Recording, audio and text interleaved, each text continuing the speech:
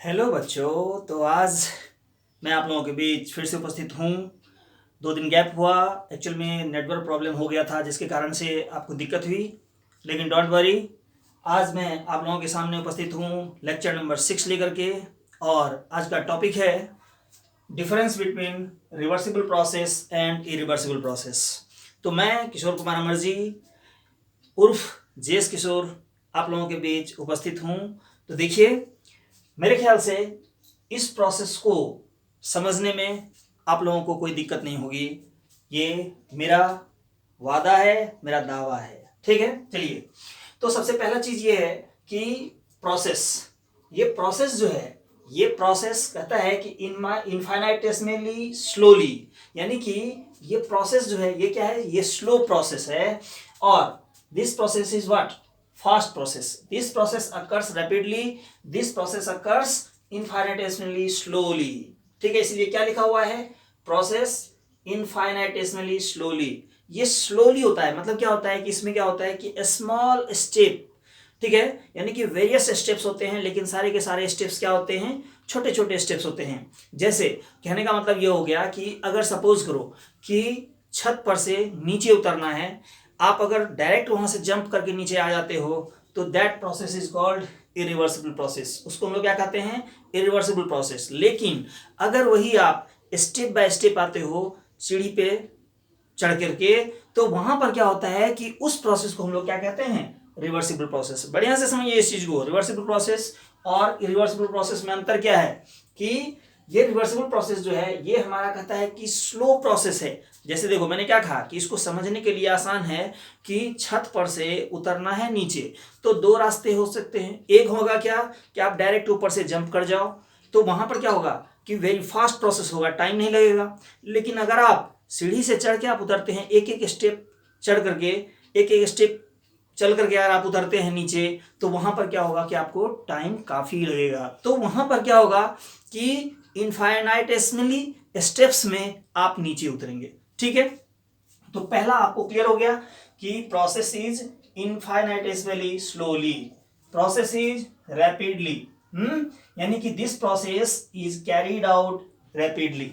ठीक, अब देखिए दूसरा क्या है, दूसरा कहता है कि equilibrium is not disturbed at any stage. इसका मतलब ये है कि यहां पर ये चूंकि मल्टी स्टेप्स में होते हैं, तो हर स्टेप पर क्या होता है कि सिस्टम और सराउंडिंग के बीच में इक्विलिब्रियम एस्टेब्लिश रहता है। ठीक है ना, यानी कि इसमें कहता है कि equilibrium is not disturbed at any stage, यानी कि किसी भी स्टेज पर इक्विलिब्रियम डिस्टर्ब नहीं होता है। ठीक है, मतलब यह है कि इक्विलिब्रियम कंटिन्यूड रहता है, हर स्टेप पर सिस्टम और सराउंडिंग के बीच में इक्विलिब्रियम एस्टेब्लिश रहता है। जबकि इरिवर्सिबल प्रोसेस में क्या कहता है कि equilibrium may exist only after the completion of process, यानी इसमें कहता है कि इक्विलिब्रियम एस्टेब्लिश्ड होगा, लेकिन ये होगा कब, आफ्टर कंप्लीशन।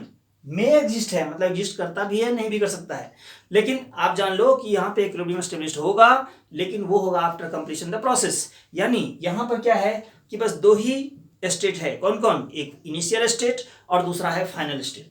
ठीक है ना, यानी कि यहाँ पर 2 ही अवस्था है, इसीलिए कहता है कि equilibrium may exist only after the completion of process.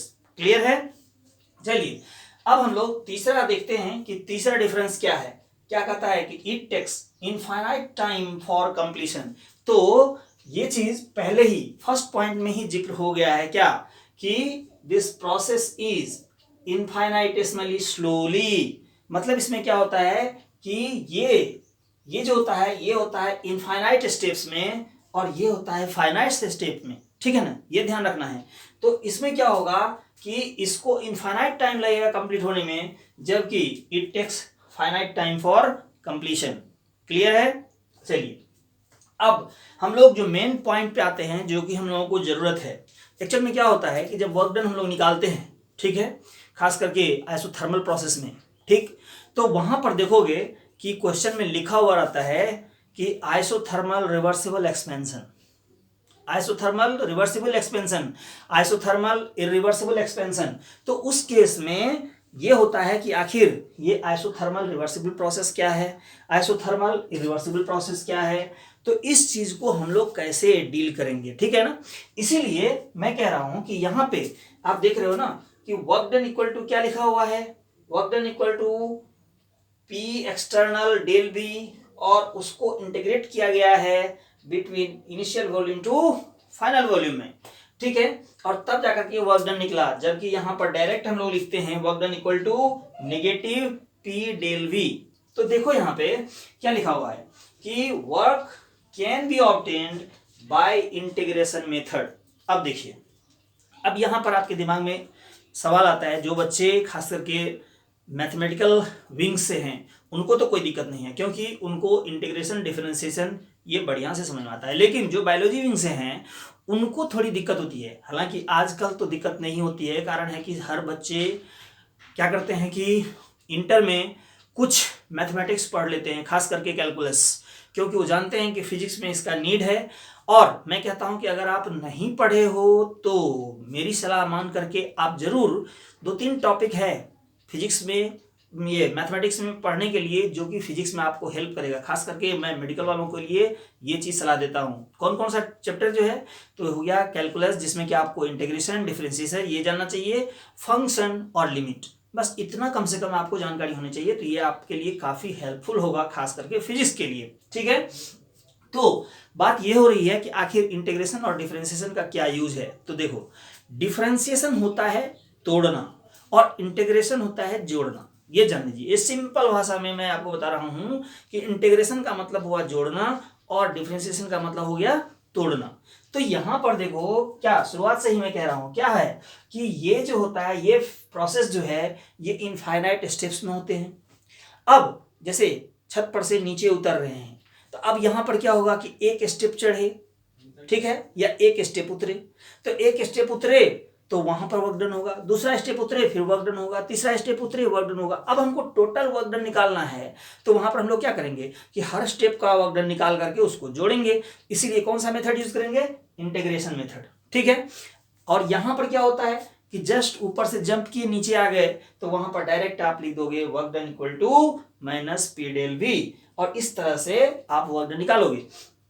तो यहां पर कहता है कि ये जो वर्क डन निकलता है, इट इज नॉट मैक्सिमम। कहता है कि कभी भी ये जो ओरिजिनल है, एक जो क्या कहते हैं, जैसे एक थ्योरेटिकल वैल्यू होता है ना, तो उससे हमेशा इसका वैल्यू क्या होता है कि कम होता है, ठीक है, मतलब उससे ज्यादा कभी नहीं हो सकता। इसलिए क्या लिखा हुआ है, इट इज नॉट मैक्सिमम।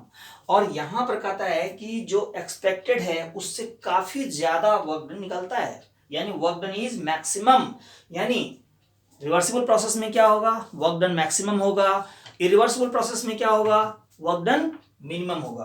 तो यहां पर ये चीज ध्यान रखना है कि रिवर्सिबल प्रोसेस में जब भी आप वर्क डन निकालोगे तो निकालोगे बाय इंटीग्रेशन मेथड, और यहां पर जो आप वर्क डन निकालिएगा वो डायरेक्ट निकालिएगा, ठीक है। तो ये था difference between reversible process and irreversible process. मेरे ख्याल से ये वीडियो आप लोगों को पसंद आया होगा, क्योंकि कंफ्यूजन होता है रिवर्सिबल प्रोसेस में, इरिवर्सिबल प्रोसेस में, और आगे जब हम लोग पढ़ेंगे तो वहां पर देखना ये काफी हेल्प करेगा, खास करके जहां पर हम लोग देखेंगे isothermal reversible expansion, isothermal irreversible expansion. तो अब आपको ये समझ में आ गया, ये मल्टी स्टेप्स में होता है, ये सिंगल स्टेप में होता है, ये स्लो प्रोसेस है, ये फास्ट प्रोसेस है, ये इनफाइनाइटेसिमल ये स्लोली होता है, ये रैपिडली होता है, ये इनफाइनाइट स्टेप्स में होता है, ये फाइनाइट स्टेप में होता है। इसमें वर्क डन हम लोग निकालते हैं बाय इंटीग्रेशन मेथड, इसमें हम लोग डायरेक्ट मेथड, ठीक है। तो आपको रिवर्सिबल और इरिवर्सिबल प्रोसेस क्लियर हो गया नहीं, यानी कि आज आपने क्या सीखा, difference between reversible process and irreversible process. तो अगर आपको ये वीडियो पसंद आया तो क्या करना चाहिए, खुद इस चीज का फायदा उठाओ, खुद इससे लाभ उठा रहे हो, आप अपने दोस्तों से इस चीज को शेयर करिए और उन्हें ये चीज बताइए कि आ गया है थर्मोडायनेमिक्स, और थर्मोडायनेमिक्स में अभी तक 5 लेक्चर निकल चुके हैं, ये छठा लेक्चर है, ठीक है। और इस तरह के कई लेक्चर्स आपके सामने आएंगे, इसीलिए बी कंटिन्यूड, फायदा उठाइए। तब इस चीज के लिए आपको क्या करना पड़ेगा, प्रिस्क्रिप्शन। मैंने क्या कहा था?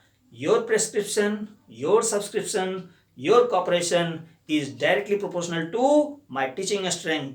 और इसी उत्साह के साथ फिर लौटूंगा अगले वीडियो में। तब तक के लिए बाय बच्चों।